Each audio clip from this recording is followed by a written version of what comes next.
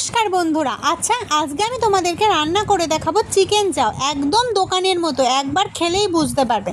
বাড়িতেই বানিয়ে ফেলো দোকানের মতো চিকেন চাও। তার জন্য আমি প্রথমেই কড়াইতে দিয়ে দিচ্ছি ওই কাপে 2 কাপ জল, আর তার মধ্যে দিয়ে দিচ্ছি পরিমাপ মতো লবণ আর পরিমাপ হলুদ আর একটু কাঁচা তেল দিয়ে আমি সেই চাউমিনগুলোকে এর মধ্যে সিদ্ধ করার জন্য দিয়ে দিচ্ছি।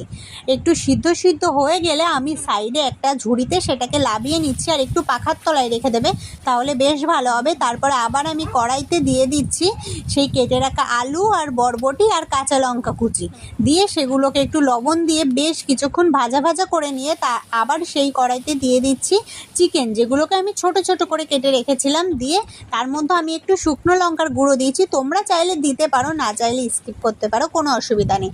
তারপরে আমি আবার সেই তেলের মধ্যে 2টো ডিম দিয়েছি। সেই ডিমগুলোকে দেওয়ার পরে একদম কুচি মানে ঠিক নাড়াতে একদম কুচি করে নিয়েছি। তার মধ্যে আমি দিয়ে দিয়েছি সেই চাউমিন, আর তার মধ্যে দিয়ে দিচ্ছি যেগুলো আগেই আমি ভাজা করে রেখেছিলাম সেগুলো দিয়ে আমি একটু ম্যাগি মশলা দিচ্ছি। দিয়ে বেশ কিছুক্ষণ নাড়িয়ে নেওয়ার পরে দেখো তৈরি হয়ে যাবে একদম দোকানের মতো চিকেন চাও।